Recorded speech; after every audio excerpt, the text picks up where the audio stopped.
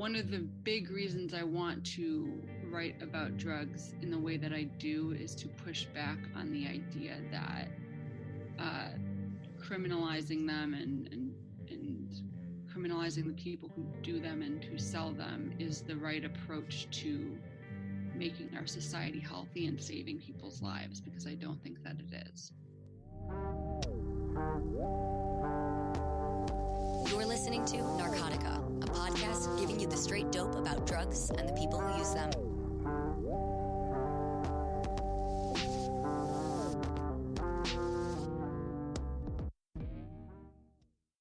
Hello, Narcotica listeners. This is your friendly co-host, Zach Siegel. This episode is going to be a conversation between me and journalist Kate Knibbs that we recorded a while ago, actually. Sadly, I had an audio malfunction on my end, and, I really wanted to get this conversation out there, and I managed to salvage the backup file. So you may miss the quality of our fancy microphones, helped paid for by our generous Patreon subscribers. Thank you for that. But I assure you, the quality of the content is as good as ever. Okay, so for those of you who don't know, Kate Knibbs is a wonderful writer and reporter. At the time we recorded, she was on her way out at The Ringer and has since landed at Wired.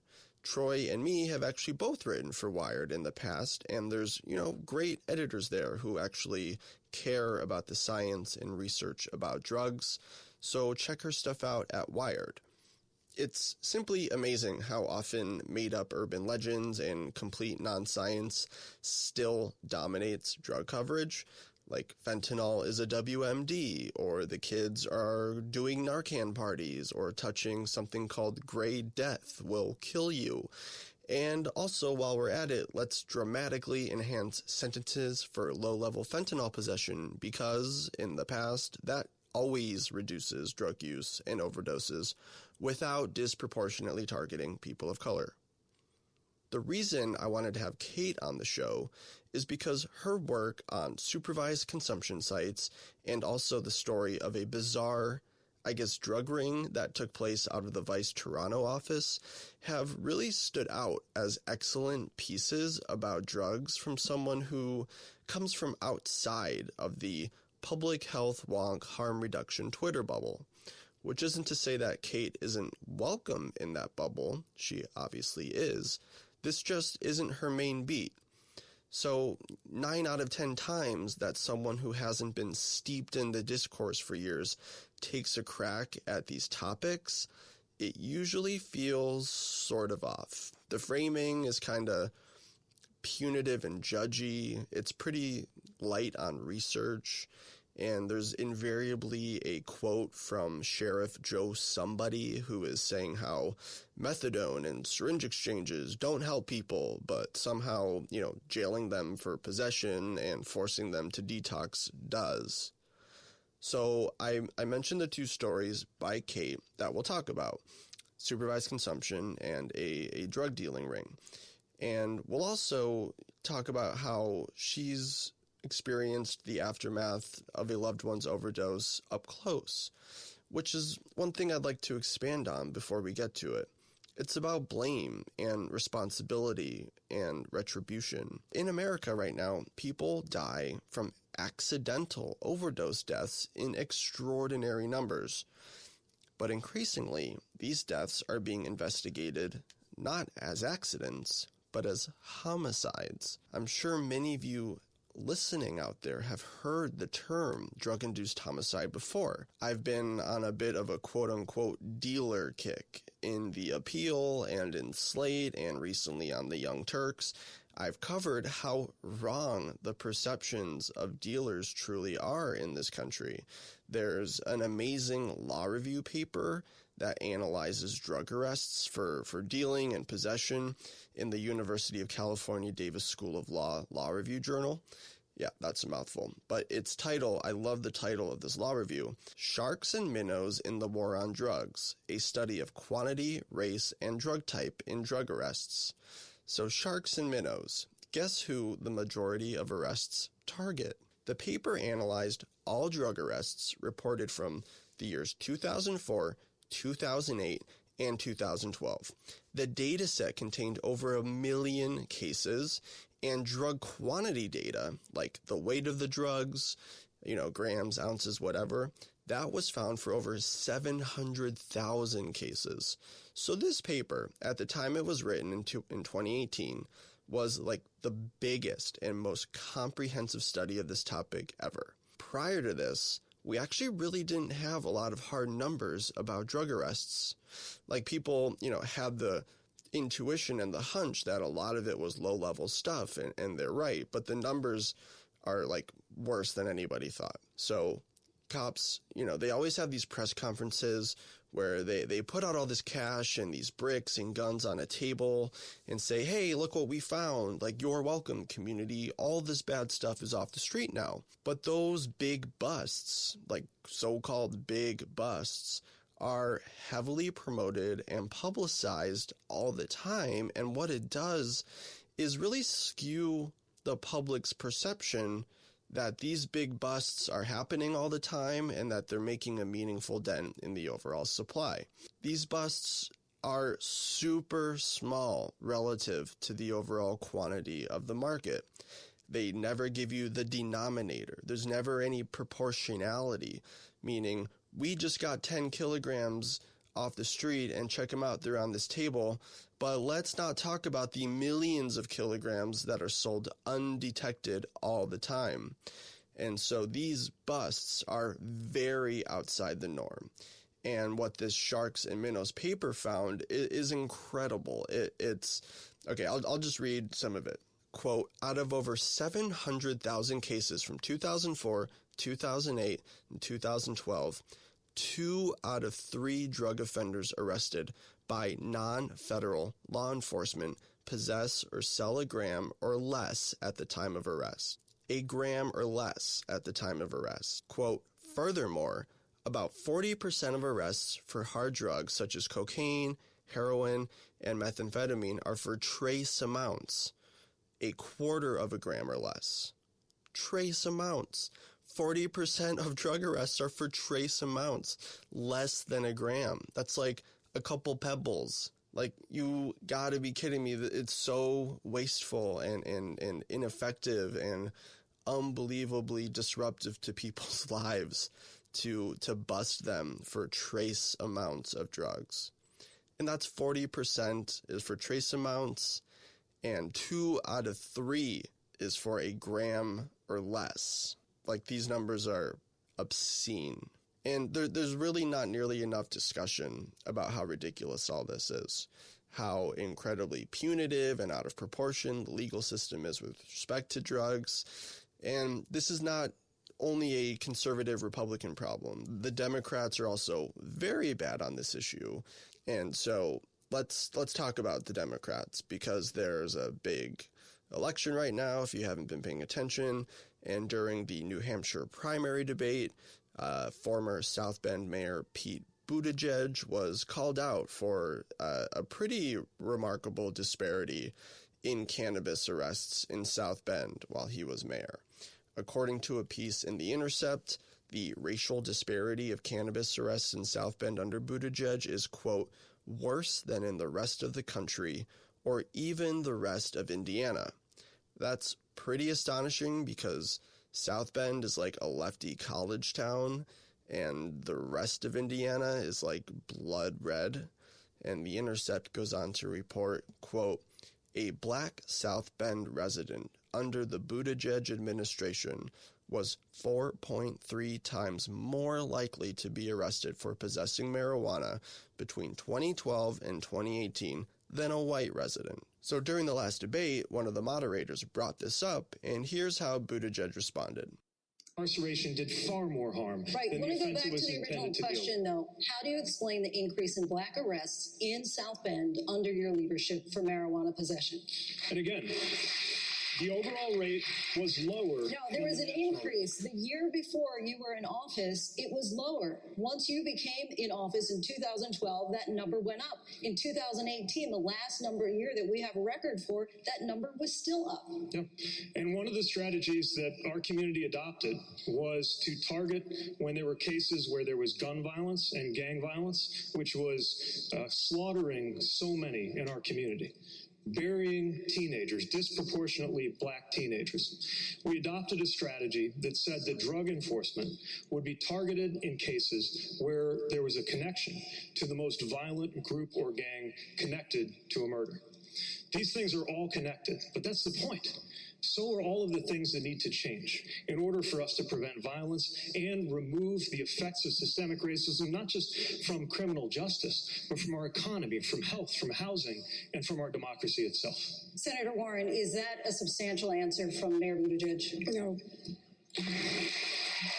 Warren is right. Yeah, not so good. The question is about marijuana arrests, and to dodge it and to justify harsh incarceration, he pivots to violence, which is what Biden did in the 80s. It's what the bipartisan consensus was that constructed these laws, that if we crack down on drugs, we will see a reduction in violence. And violence, did go down over time, but not because of drug arrests. The two were connected because you needed to make the case for harsh criminalization of drugs, and violence, nobody likes violence. So violence was a really good way to crack down on drugs. If you just connect the two, then you can justify anything. And so to say that there's violent weed gangs in South Bend, Indiana, and that those are some kind of scourge, and that violence justifies the disparity racially in marijuana arrests just does not hold up.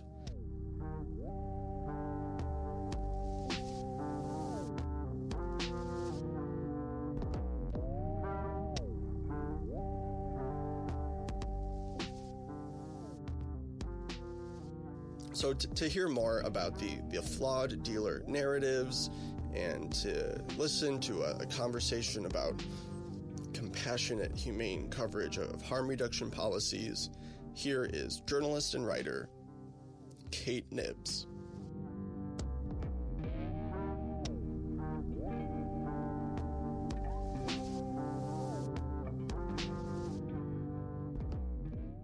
Today, I'm here with Kate Knibbs. Kate, welcome to Narcotica. Thank you for having me.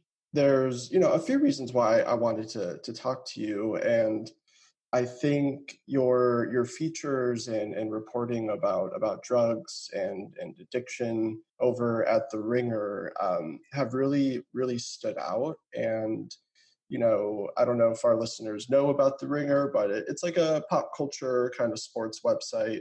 And to see these really, I think, heartfelt and empathetic and long pieces about drugs at The Ringer was really, surprising. And, there's so much coverage of the overdose crisis and, how people should respond to it in the media. And so I just wanted to say, thanks for tackling this topic and doing it quite well.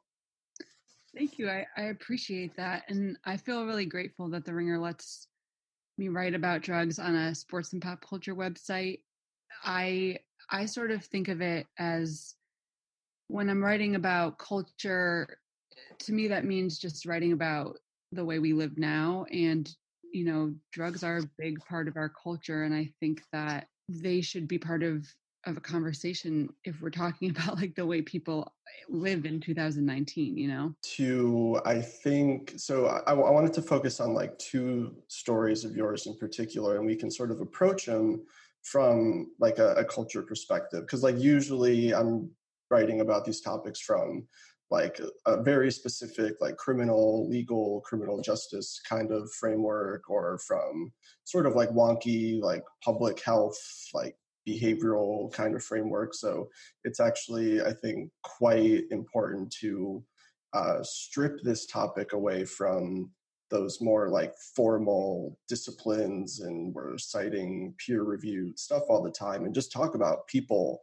and the way we're living now. And so the first piece I wanted to talk about was this really wild story about the Vice Canada office.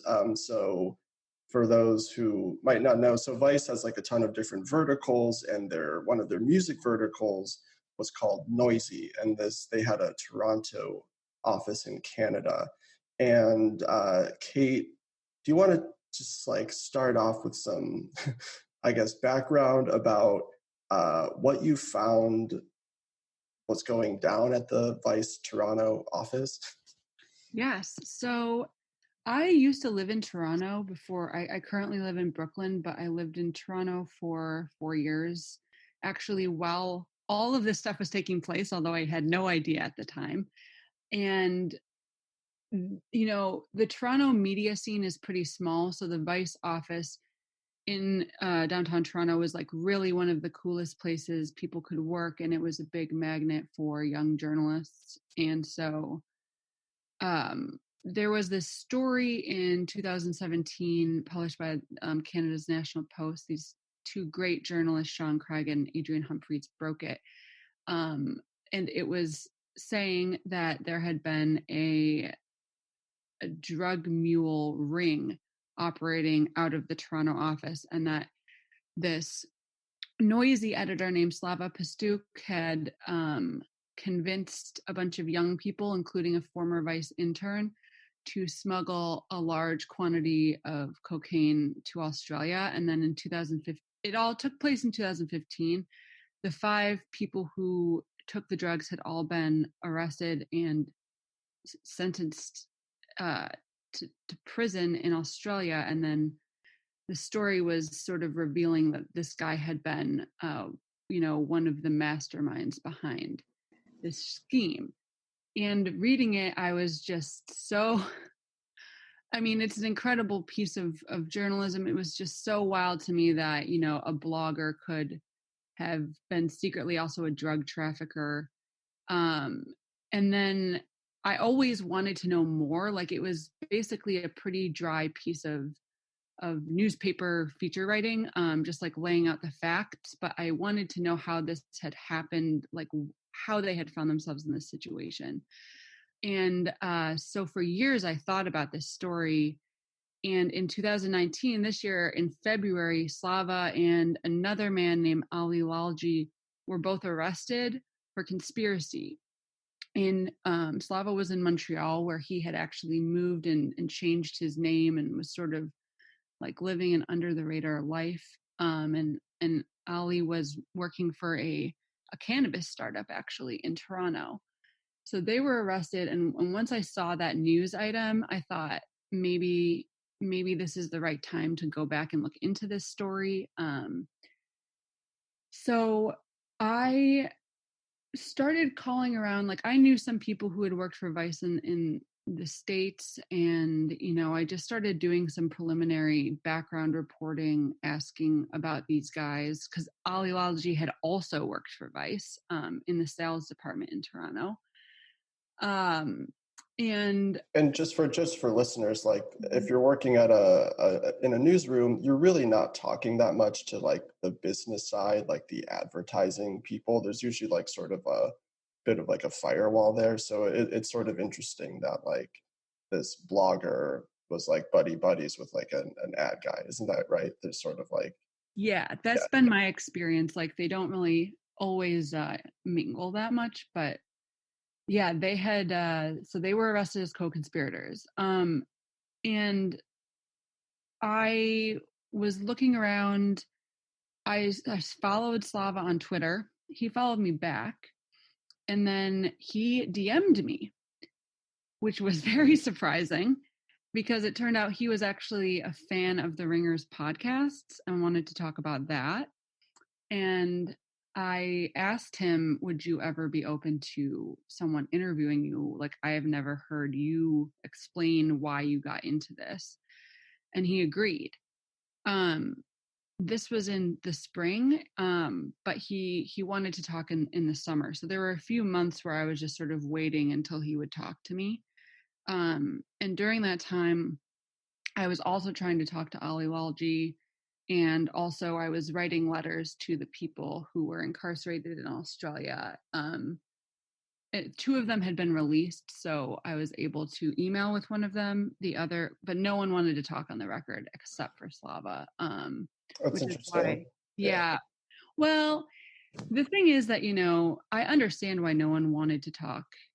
Well, some of the people were in prison, so it would have been complicated. Ali Walji, so he has actually not pled guilty. His lawyer is anticipating that he will go to trial in 2020. So, obviously he wouldn't want to talk because he's still hoping to get out of this.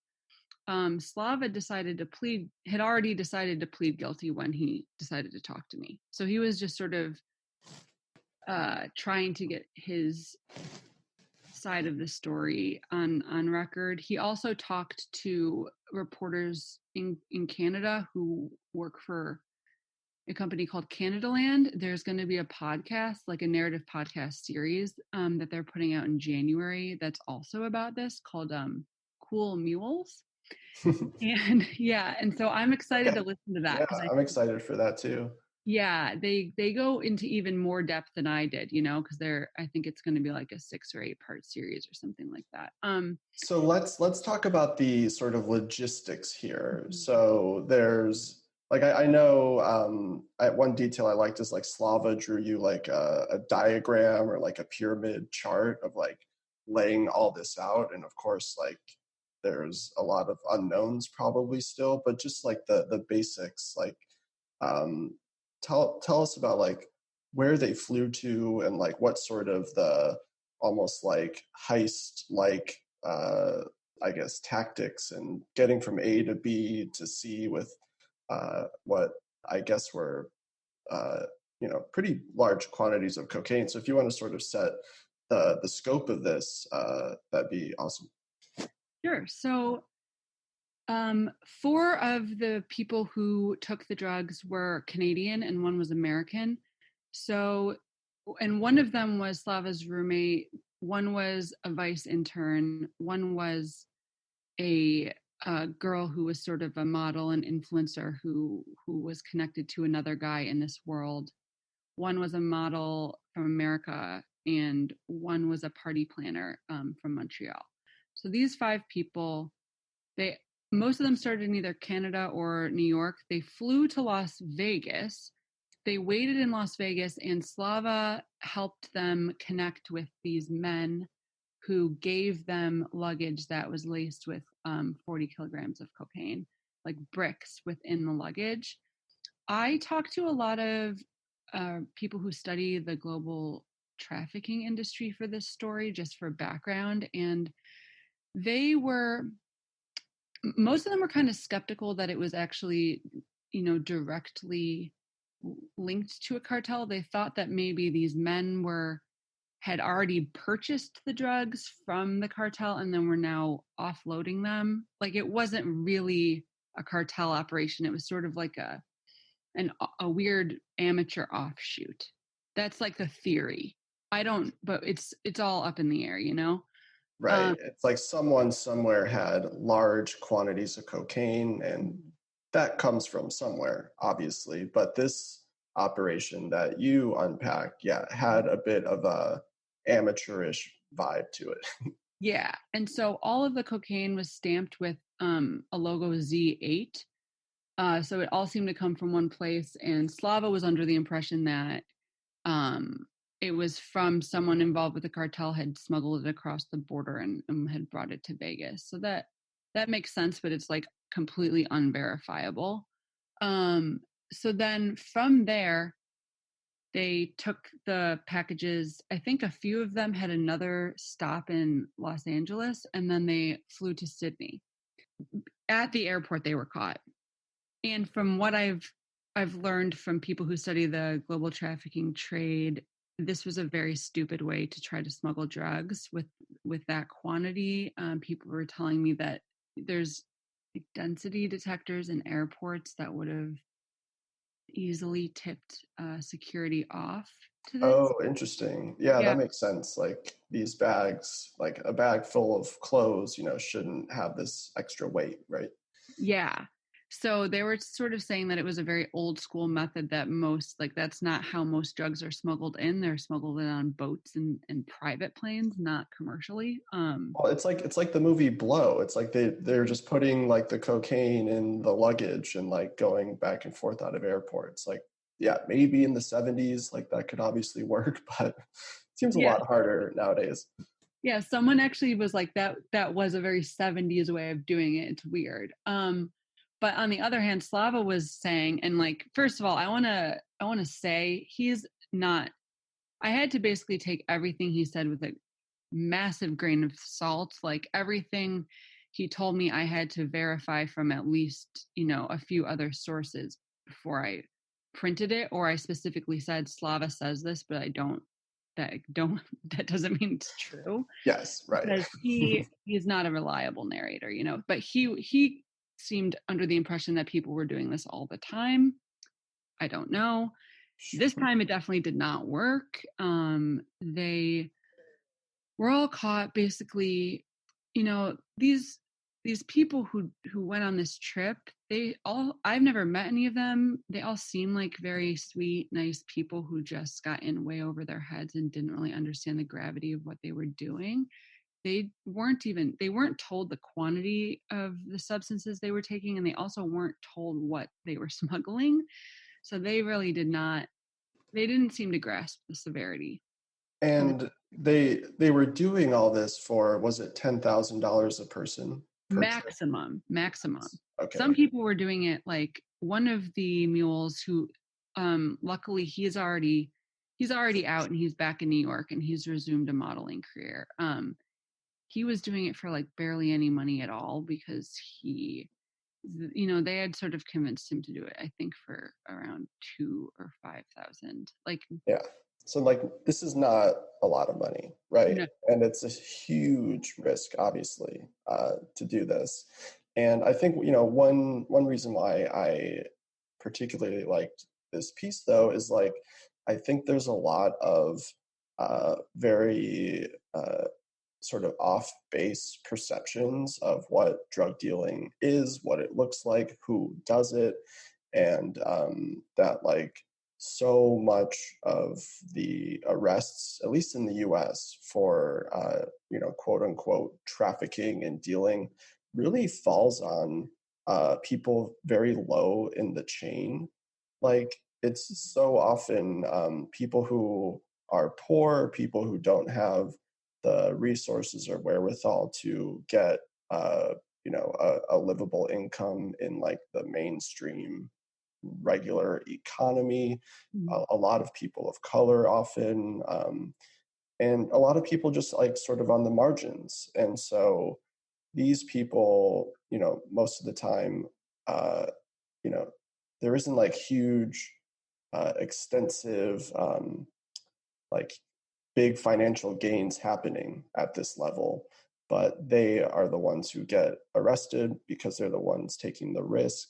And I just think it's important to get a profile of someone who embarks on this sort of adventure, this misadventure, I guess. Yeah, one of the things that upset me so much while writing this story and reporting this story was the way that the people who got in trouble for this were all people of color, all young, no one was rich. They were, I mean, some of them were actually doing pretty well financially, like the model, but they weren't, they're not powerful people. They were just people who made a mistake, young people. And the people who have not been brought to justice for this, the people who are Slava's bosses, they're all white. They're all from rich families. They might still be doing this, and they were the ones really profiting financially. So it just really drove home how the criminal justice system often ends up penalizing the least powerful and allowing, the people who actually deserve to be held accountable for creating drug trafficking rings go free. I'm still pissed off about it. I hope that they get caught. Right. It's like, I think there's, and especially I think like right now with like the overdose crisis being such a visible problem, that there's a lot of anger out there. I definitely hear it on behalf of friends and loved ones and families who have, lost a friend or a loved one to an overdose. And the immediate reaction is like, go get the dealer, or, someone must be held accountable for this. And after thinking about this stuff for years and years and years, I find that the moral complexity of drug selling and drug dealing is, it's very hard to land or on just a punitive approach for me. Like, I think that there's a lot of sympathy out there now for people who are addicted to drugs, as there should be, and that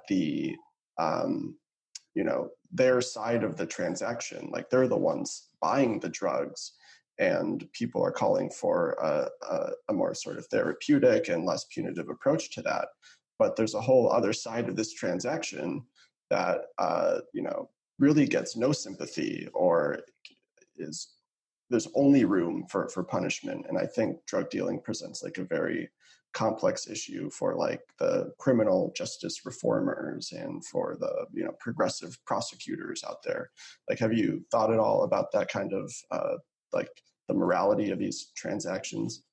Yes. And I mean, I guess I should clarify that in general, I don't really support incarceration for nonviolent crimes at all. And I am really very, very rarely in favor of incarcerating anybody, including people who, are found guilty of drug-related crimes. When it comes to, but then that feeling is complicated when it comes to people who are high up on the supply chain. I do, want them to face some consequences for their actions. When it came to this story, it was interesting because I was talking, like, Slava was a middleman. He was dealing drugs. He really fucked up the lives of these 5 young people. And a lot of people I talked to were really mad that I was even speaking with him because of that. They were like, he deserves to rot in jail. He deserves nothing. I just didn't feel that way. I thought that he was also in a more similar situation to the mules than he was to the suppliers. He was the same age as most of them, and also was from a precarious financial background, and was misguided, certainly, and not behaving himself. But I just felt like in many ways he was in the same circumstances that swept. One of the big reasons I want to write about drugs in the way that I do is to push back on the idea that criminalizing them and criminalizing the people who do them and who sell them is the right approach to making our society healthy and saving people's lives, because I don't think that it is. And Yeah, no, I mean, I come from like a very, very similar approach when I write about these stories, when I write these stories too, and that I have seen what happens when people are criminalized and are like systematically isolated and alienated and punished. And that seems to make their lives worse while not helping anyone else. And then I've also seen, and we can talk about this too, and what, your trips to Canada and the overdose prevention sites revealed to you is what happens when people are connected to services that are compassionate and non-judgmental and approach drug use not from like this, public enemy number one, let's vanquish the drugs and, eradicate drugs from society, but just like this is a very human behavior and something that humans have always done and will always do, and that insofar as we're trying to like use brute force to stop this, we're really going down the wrong track. And I think I'm definitely want to get to your other story, and before doing so, I just wonder if there's anything else we can learn from this, like, and maybe this is more from like a media angle, but like the culture at Vice and sort of like the sort of like edgy illicitness that Vice's brand had or does have still. I think like one of Slava's defenses, wasn't he sort of saying that this was all for journalism at some point? Oh yeah, his lawyer brought it up in court, and that was something that he told me repeatedly, but I did not really I don't really buy it. I think he did it for a number of reasons, but I don't necessarily think it was for journalism. That is what he says. That is what he says. Yeah. But and it's a very compelling storyline. But when you think about how he actually acted, like he never told a single editor about it. He went on a drug smuggling trip and made money without telling anyone about it. It just the way that he approached it, I do think that maybe he was considering writing about it eventually, and that was part of it, but I don't think it was necessarily the driving reason, as he argued. But he if he was speaking with you, he would definitely say otherwise. So yeah. I do think that the way that the journalists at Vice during that time were encouraged to write about drugs, and also like their models with Shane Smith and Gavin McGinnis and Sarouche, and the way that the founding editors of Vice had sort of really celebrated drug culture and celebrated doing drugs at work. Like there was a Vice article that talked about how Vice had like bought a bunch of cocaine for these guys who then got really fucked up and pretended to be hamsters. Like when you create that sort of atmosphere, you're creating an atmosphere where people get confused about how they're supposed to be incorporating substances into their lives and into their professional lives. Yeah. But I don't want to be like overly harsh on Vice today, because I do think that the company is really trying to make changes, and they also do a lot of really good drug journalism. So I don't want to like come out here and have some sort of blanket diss for like 2019 Vice at all, because I really respect a lot of the journalism that they do over there. And me too, definitely. Yeah, I have a lot of friends who work there. Like I really love Keegan Hamilton's journalism. Like his coverage of drug dealing and trafficking is very, very powerful. And I've freelanced so back when Tonic, which was Vice's like sort of health and sciencey vertical, mm-hmm. I've done like 10 or 12 stories about drugs in some form or some fashion for Vice, and yeah, there's I think I've definitely been allowed room at Vice to write stories and pursue things and report on things that other outlets probably wouldn't consider stories or don't think are important. But so the Vice culture I think it's like a double edge. It could definitely cut one way where you get good journalism and stories that otherwise, wouldn't really be pursued professionally. But then you get this sort of like this libertine kind of brand of debauchery that I don't think.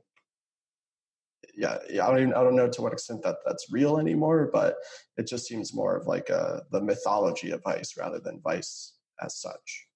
Yeah, and one thing that I was trying to convey with that story was how Slava basically just bought into the mythology of vice,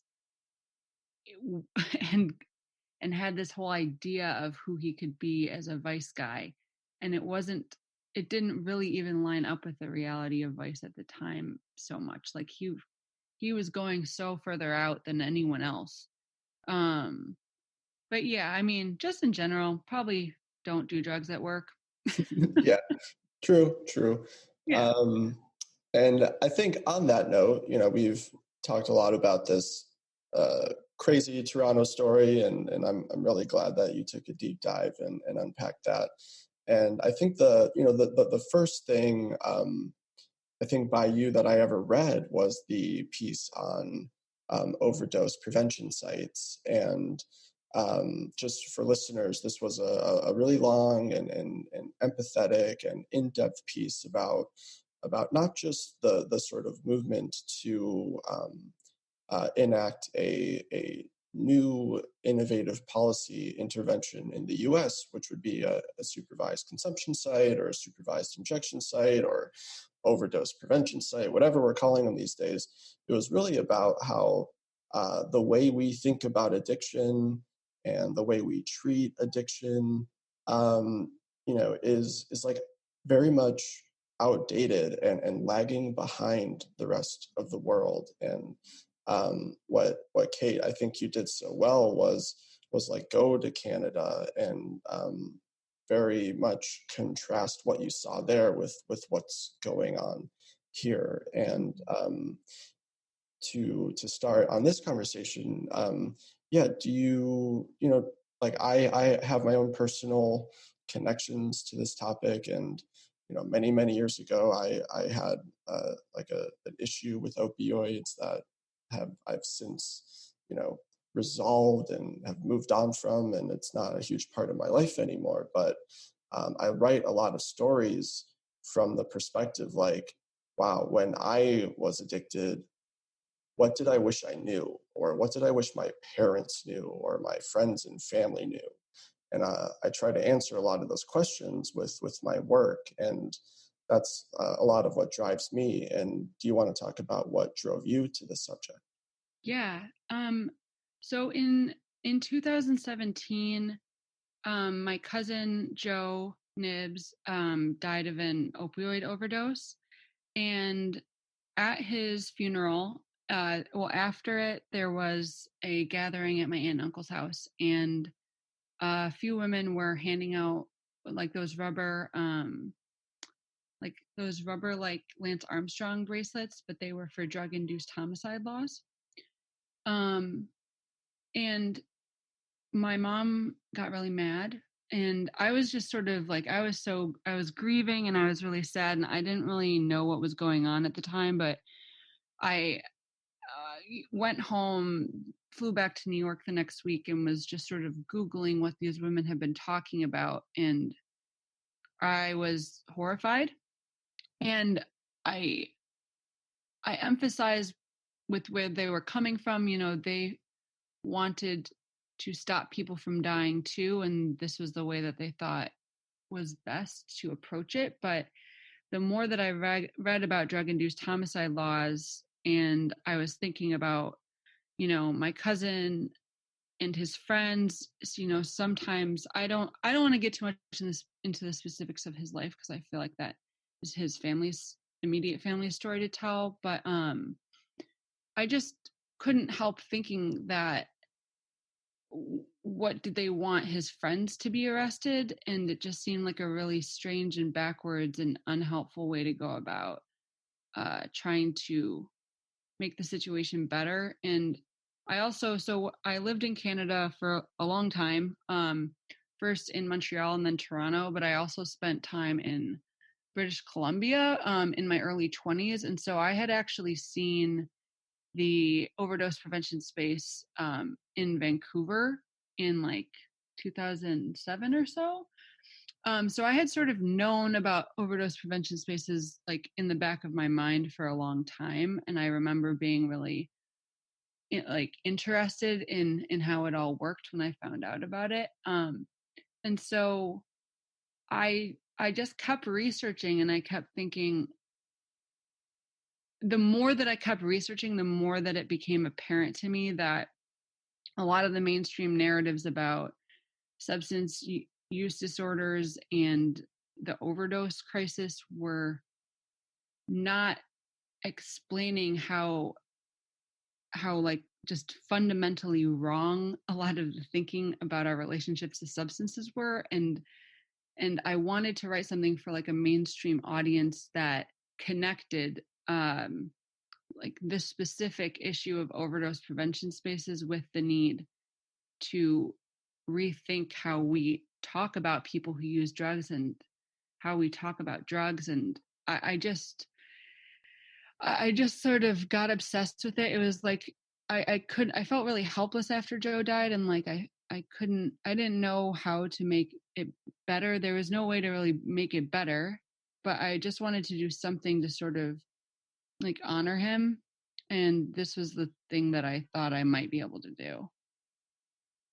Yeah, well, thanks for sharing that. And I think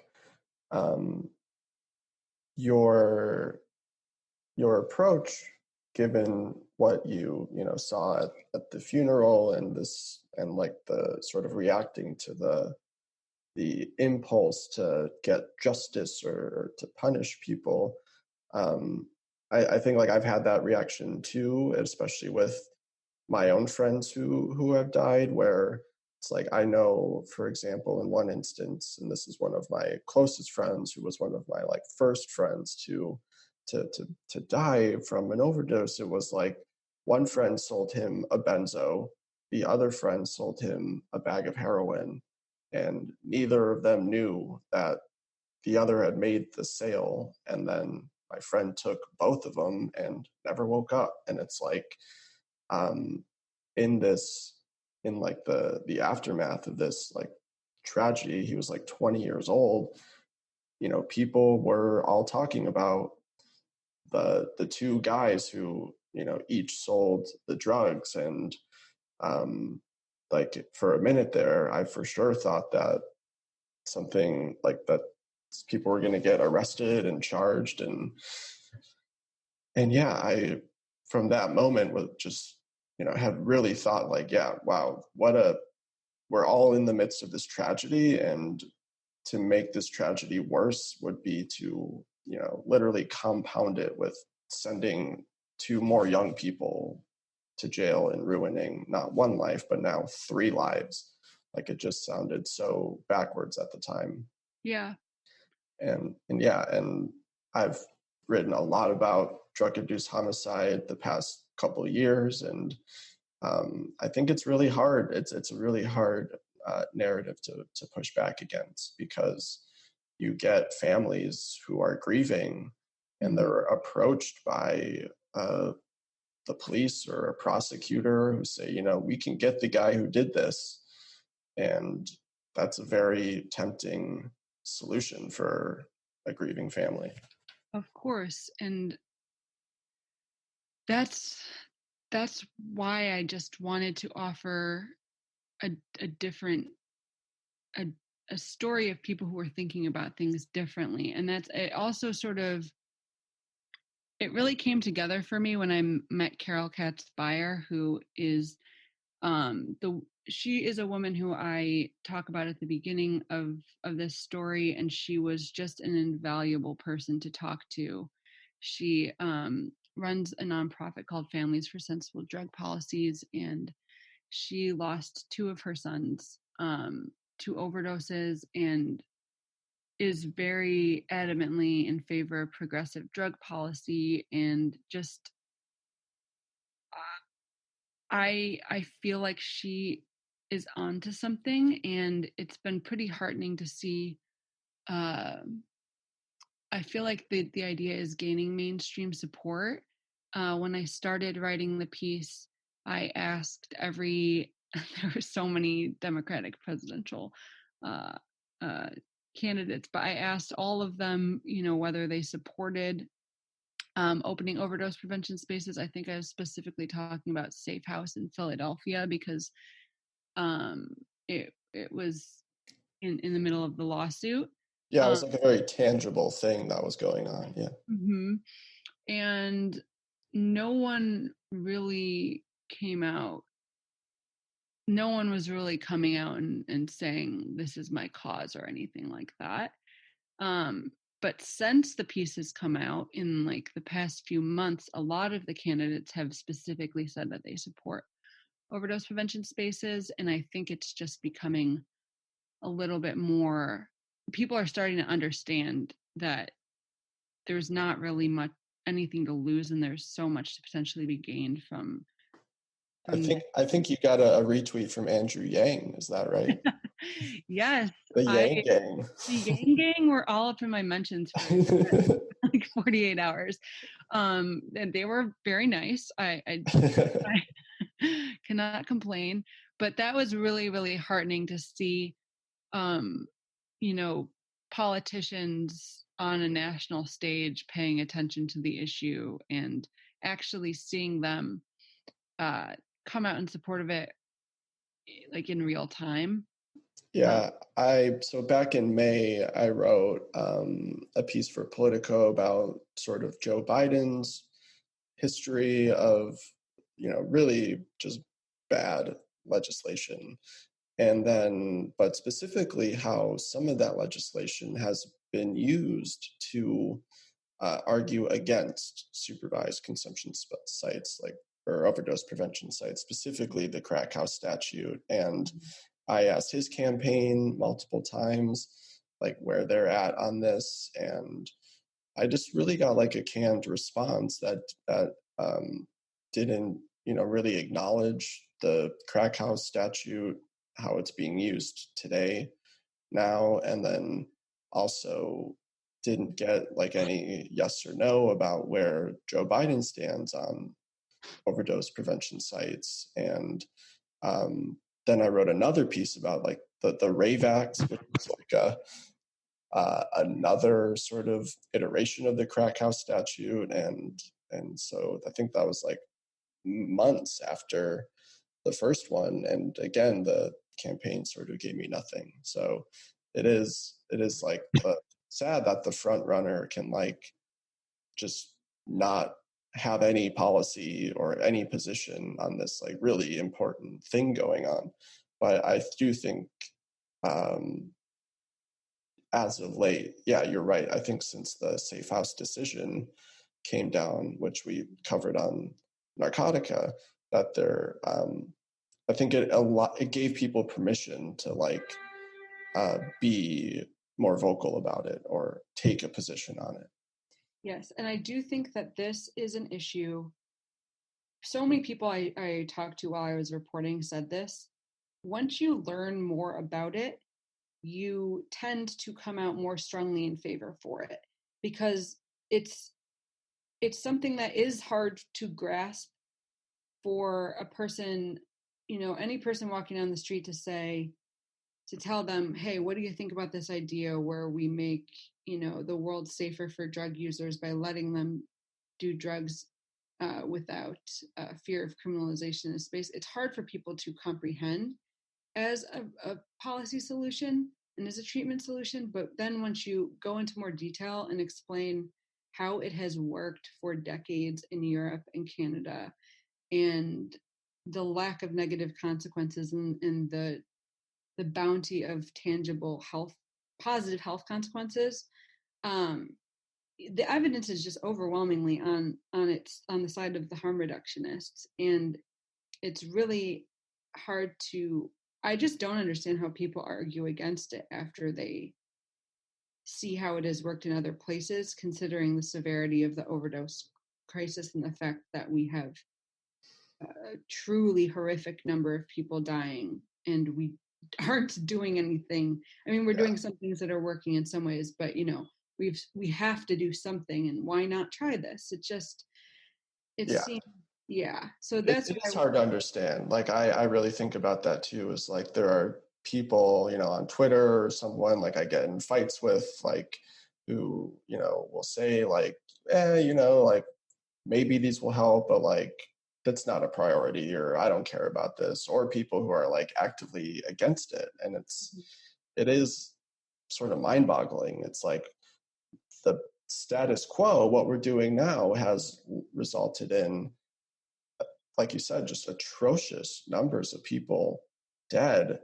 And then on top of that, huge numbers of people with HIV and hepatitis C. And if there's an intervention that can tackle all three of those things at once, it's like, how do you not like see the light? Like it's really hard to wrap my head around. Yeah, and I do understand that it's a solution or a treatment that has limited applicability for people in rural communities. They're not going to drive to one of these spaces, and it's just one small step, but I think it's really an integral treatment for people to come out and support of, and to understand why they should, because it sort of holds the thinking behind it is a thinking that requires a shift from like the status quo approach to addiction. And I think if you can get on board with overdose prevention spaces or safe consumption spaces, you'll be in a better position to be thinking about people who use drugs as people who deserve medical treatment instead of people who deserve to be punished.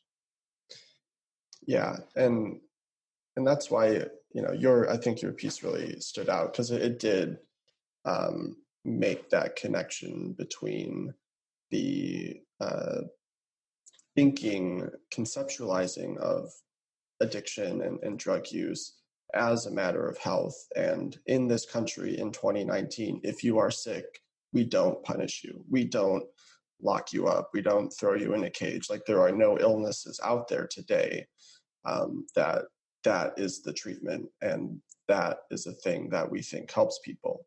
Sadly, because there's such little infrastructure, the majority of these people do wind up in jails and other, kind of crummy systemic and sort of public services that might have a lot of, like, that might be part of this like elaborate system of punishments and things like that.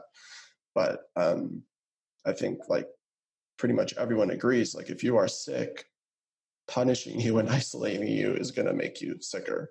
And that's something that for addiction, specifically, we're still not totally there. Like, I think the scientific community and like the health community, and probably a majority of people, lay people, especially now because of overdoses, do like think that, but there's still, I think, in American culture,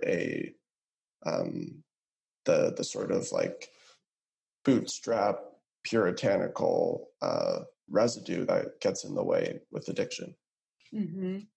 And one of the things that Carol was telling me was about the need for people to understand relapse as a part of getting better. That really stood out to me as something that it just feels really important for people to understand, that the likelihood of relapse is so high. We need to prepare for it and not be so quick to punish people who have setbacks as they try to either stop using substances or to use substances in a way that's more healthy for them. Because right now, I mean, I also think it connects with the way that the rehabilitation industry is broken and needs like quite major overhaul. Yeah. I've met Carol a few times at like some conferences, and she really is like such a hero. I mean, to lose 2 children, and to like, that would destroy me. Like, I don't have kids, but I'm sure if I lost 2 of them in basically the same way around the same time, like, I would just like crawl into a hole and never come out. But like, that there are people out there like Carol who can go through that and like take it on and basically organize her life around preventing any other mother from experiencing what she experienced, is like why I sort of love writing about drugs and why I love covering them, because it's full of like incredible people like Carol who I think have overcome tremendous circumstances and just do incredible things with their lives. And it's like, to like, I don't know of that many areas of like health and culture and all these topics where the people who are working in it are just like amazing. Mm-hmm. I know. It's such a tough subject because, you know, to cover drugs is also to frequently cover health crises and death. But then Carol is one of these people that like makes me hopeful about America. And so I feel really grateful that she spoke with me and that I get to, and it wasn't just her, like I spoke to so many wonderful people for that story. A lot of people I couldn't even include in it because it was so long as it was. I had to streamline. But you know, they were all really incredible, and it's easy to get so dark about it when you think about just the like long legacy of institutional failure when it comes to drug policy in America. But meeting all these individuals really makes me hopeful. Yeah, I agree. I think there's a lot to despair over, and I've just finished sort of writing like a decade in review piece about sort of like from 2010 to 2020, like what happened in America when it comes to drugs, and the sort of like, there's a lot of terrible things, but then there's also, yeah, a lot of inspiring and exciting things. So it's definitely like, I definitely lose sight of the good things and tend to zoom in on the really, really bad things. But yeah, I do hope at least, you know, anyone listening to this like does know that there are people out there who are just like working their asses off to make this society healthier and happier. This was a really great conversation, Kate. Thank you so much for having me. I mean, I could talk about this for like, yeah. I could talk about this for a day. I guess I'll say that in general, I hope that the conversation around substances in America starts to focus on a lot of different things, including just the failures of prohibition, which is something that I've been thinking about essentially my whole life, because I'm from a dry ward in the most Irish Catholic neighborhood in Chicago, which was basically like a little enclosed space to learn about the failures of prohibition, because it was a space where you weren't allowed to buy alcohol. But then right on the other side of the ward, there was about 34 Irish bars that everyone just went to all the time. Wait, so I live in Chicago right now. Where are you talking about? Beverly. Oh, okay, yeah. So that's like south, right? Yeah, it's okay. like 100th south. I mean, Chicago people will know. Yeah. From the southwest side. Yeah, it's a dry. Beverly is dry, but then right West Beverly is not. And, oh my God, you should totally write about that. That's amazing. Yeah. So I will say that I just hope that becomes part of the conversation more in the future.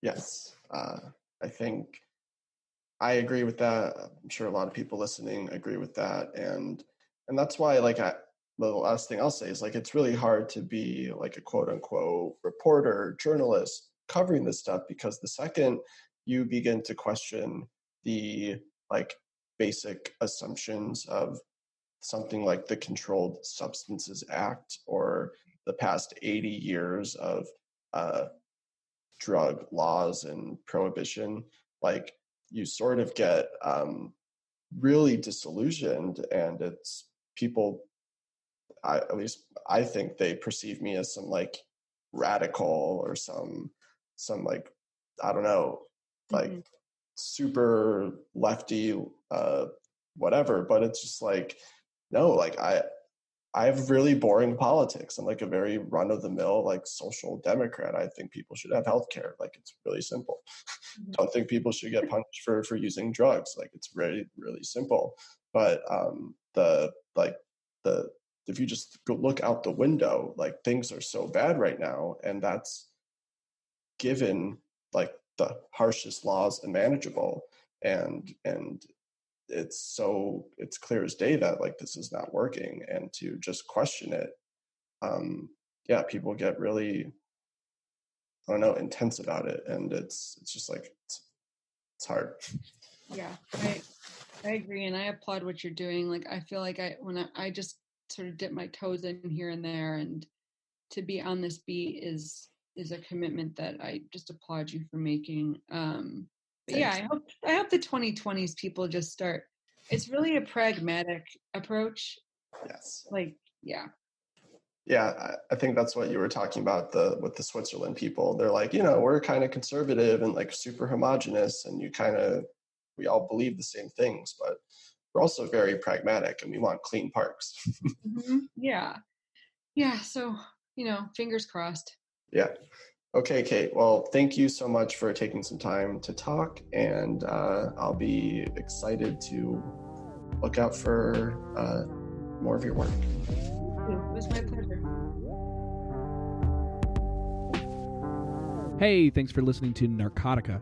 You can follow us on Twitter at Narcocast or on narcocast.com. Narcotica is an independent production by Christopher Moraff, Zachary Siegel, and Troy Farah.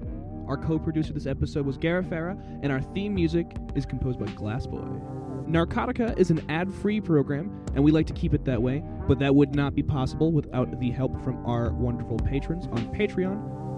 Thank you guys so much. Your contributions help keep this program free of corporate influence. If you're a fan of the program, you can join dozens of other pro-drug advocates on our Patreon. But if Patreon is not for you, you can still help us by getting the word out. Give us a rating wherever you listen to your playlist. We're on Spotify, Stitcher, iTunes, blah, blah, blah, wherever you get your stuff. And if you have a suggestion for a future episode or just want to say hi, you can leave us an email at tips@narcocast.com. That's all, folks. Have a nice night.